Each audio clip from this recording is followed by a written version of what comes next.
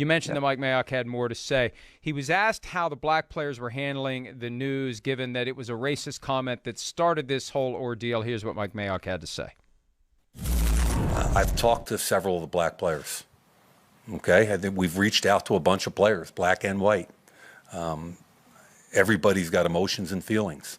I've talked to some of the people in my department that are black, and my director of pro scouting, and I just said, DJ, I can't put myself in your shoes. Help me. Okay, so we've spent a pretty good amount of time trying to help these guys and talk with these guys, and not talk out at them, but with them. And the other thing I would say is just for Carl, let's be honest, he's a community of one that's openly gay, okay? We do have a large community of African-American players, and we're trying to do everything we can for that community as well, obviously. It started there, okay? Nobody's forgetting that. We're talking, and I'm trying to work with everyone, and we're going to continue to do that. You know, those are, I think, appropriate comments from Mike Mayock. And to the extent that any of the players are looking at Mike Mayock saying, well, you're just a surrogate for Gruden as well. Look, Mike Mayock was the guy Gruden was going to throw overboard if this season didn't work out. So I think Mayock is somebody that they should trust, they should believe, that is extremely honorable in everything that he's always done.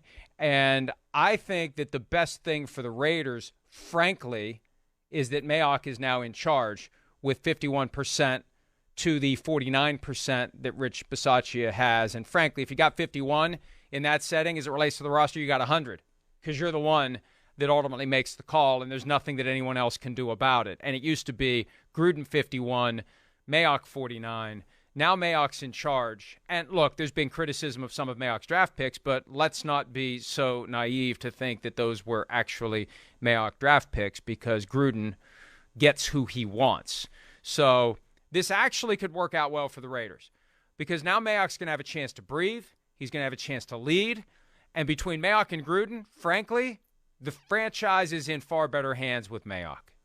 Well, I think that that's pretty obvious. And look, I think the other thing that Mayock showed today is that he is a professional communicator, right? You know, he was a broadcaster for over a decade with the NFL Network. And I think that that showed today. And I don't mean that in the sense that he's insincere and we can't necessarily trust what he's saying. I just mean that in the sense that his points, I thought, got across very well. And I thought that he handled himself very well in a situation where, frankly, he didn't have the power, right? This is not a situation where Mike Mayock chose to hire Jon Gruden and chose to say that the day he hired Jon Gruden was one of the best days of his life. Right? That's not something that Mike Mayock did. Mike Mayock wasn't even there. So the fact that Mike Mayock had to stand up there alone and answer these questions kind of about the future of a franchise where, as you were just saying, Mike, you know, if things went south this year, he was the guy that was going to get tossed overboard. He knew that. He acknowledged that on an interview with Rich Eisen, where he said, look, if we don't win any games this year, if we don't win more games this year, I'm going to be right back there sitting next to you.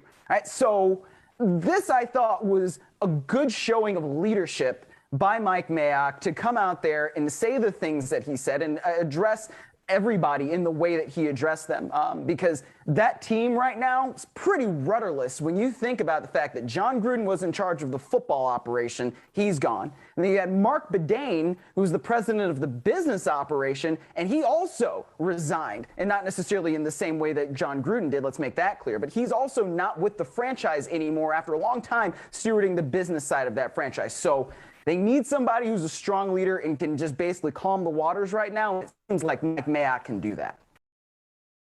Hi, I'm Mike Tirico, and thanks for watching. Make sure to hit subscribe for the latest news and highlights from NBC Sports.